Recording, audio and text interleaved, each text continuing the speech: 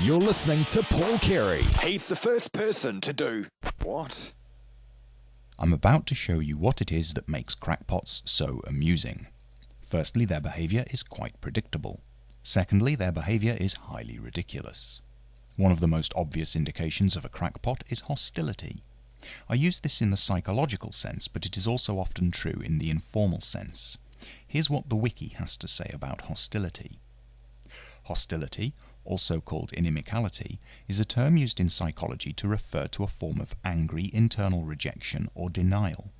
It is a part of personal construct psychology developed by George Kelly. In less formal everyday speech, it is commonly used as a synonym for anger and aggression. In psychological terms, Kelman defined hostility as the willful refusal to accept evidence that one's perceptions of the world are wrong. Instead of reconsidering, the hostile person attempts to force or coerce the world to fit their view, even if this is a forlorn hope and however harmful the cost. Whilst testing theories against reality is a necessary part of life, and persistence in the face of failure is often a necessary part of invention or discovery, in the case of hostility, there is the distinction that the evidence is not assessed and a decision made to try again. Instead, the evidence is suppressed or denied and deleted from awareness. The unfavourable evidence which might suggest a prior belief is flawed is instead ignored and willfully avoided. Psychologically, it can be said that reality is being held to ransom, and in this sense, hostility is a form of psychological extortion, an attempt to force reality to produce the desired feedback in order that preconceptions become validated. In this sense, hostility is a response which forms part of discounting of unwanted cognitive dissonance. Oh, there's a familiar term. People have heard me using that one before. Now, what exactly does it mean? Again, back to the wiki. In psychology, cognitive dissonance is an uncomfortable feeling or stress caused by holding two contradictory ideas simultaneously. The theory of cognitive dissonance proposes that people have a fundamental cognitive drive to reduce this dissonance by modifying an existing belief or rejecting one of the contradictory ideas. Okay. In simple terms, this means that if I hold an errant belief and someone shows me compelling evidence that my belief is irrational, somehow I must reject, in part or whole, one of the ideas. Trying to adhere to my errant belief and the evidence that I am incorrect in my belief causes discomfort. It is irrational, ludicrous, and worthy of ridicule to adhere to two mutually exclusive possibilities because we know it is not possible for both to be true. This leads some people who feel dissonance to seek information that will reduce dissonance and avoid information that will increase dissonance. People who are involuntarily exposed to information that increases dissonance are likely to discount that information, either by ignoring it, misinterpreting it, or denying it. We've already seen that hostility is a form of denial and deliberate ignorance, but how else do the cognitively dissonant crackpots and kooks react to evidence? A scientist, upon discovering that his hypothesis is incorrect, will re-examine the observations, disregard his previous hypothesis in part or whole, and arrive at a new understanding which fits all of the current observations and evidence. On this basis, he forms his new hypothesis. In contrast, a crackpot doesn't apply science. A crackpot applies pseudoscience and employs a form of selection bias, often because he has a vested interest in his delusional claims, even if that vested interest is no more than the time spent in building and promoting the claim in the first place. This is known as the sunk cost fallacy, and is one of the factors which steer the cognitively dissonant irrational individual toward trying to maintain the original unmodified claim in the face of evidence to the contrary. A crackpot is what is commonly known as a true believer. A true belief can be defined as the condition of continuing to believe a paranormal event or phenomenon after it has been debunked. It is characterized by the fact that belief continues without grounds or base, and true believers almost invariably exhibit the Semmelweis reflex. This isn't a real physiological reflex, but a metaphor for a certain type of subhuman behavior. It is the reflex-like rejection of new knowledge. It has been defined as the automatic dismissal or rejection of scientific information without thought, inspection, or experiment.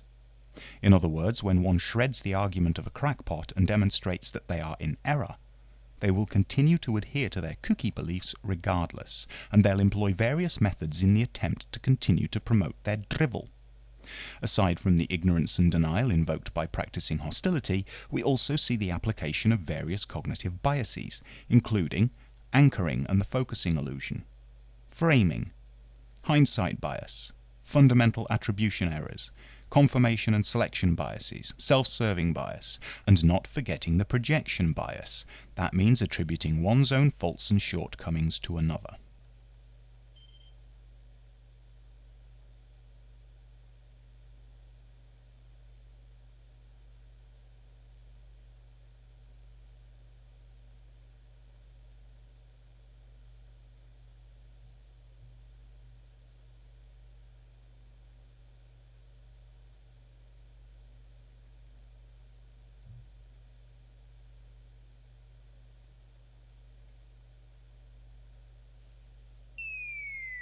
In an attempt to validate their preconceived misconceptions, a crackpot will employ a wide variety of logical fallacies and sophistry, possibly the most common of which are the appeal to the masses, the reversed burden of proof, and the straw man.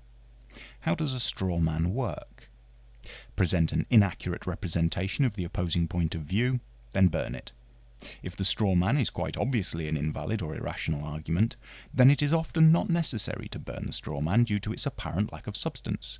In pointing to a straw man, the crackpot gives a false impression of validity to their poppycock. I describe the crackpot as the gift that keeps on giving. The more juice one squeezes from a nut job by pulping their flimsy arguments, the more ridiculous their arguments become in a desperate attempt to build legs for their errant preconceived conclusion. Ridiculous arguments are quite rightly subjected to well-earned ridicule, and thus the crackpot provides the rational thinker with hours of amusing entertainment, all for the meagre effort of pulping their bullshit. Eventually, they'll generally behave like a child, disillusioned by the discovery that there is no Easter bunny, but with added extras. The older crackpot can be quite colourful and spectacular when it runs off to cover its ears from the truth. Easter bunny-loving children don't tend to use words like fuck off, bollocks, tit, and JVD's seemingly preferred profanity, cunt. Here's a quick reminder of exactly why this particular nutjob is foaming at the mouth. His video claims that he has found alien speech patterns after processing a file from NASA. I produced my own video claiming to have found alien speech in a signal received on 864.5 MHz and subsequently recorded, then processed as per JVD's instructions. My video was such an accurate parody that our prize-winning Pillock failed to realise and clearly demonstrated that he could not tell the difference between his own aliens and my aliens. Of course he couldn't. After being shown the empirical evidence that the source file absolutely could not contain alien voices due to the physics involved, not least the fact that 1 billion watts of natural planetary emissions would swamp just about any transmission in that band, and that it isn't possible for Saturn's rings to act like a radio dish, because they're not a dish, and Cassini's in orbit, not sitting in a focal point. His cognitive dissonance produced spectacular hostility in textbook fashion. Even though during our conversation I told him exactly what his cognitive dissonance was going to drive him to do, he still did it. What a star. Round of applause for a helpless crackpot. Later on in this series, I hope to be bringing you some other shining examples of crackpots, including one YouTuber so afraid of finding himself cognitively dissonant that he asked for someone to shoot him if the moon landings weren't faked. Cognitive dissonance does affect us all. What really defines someone as a crackpot is what they do about it.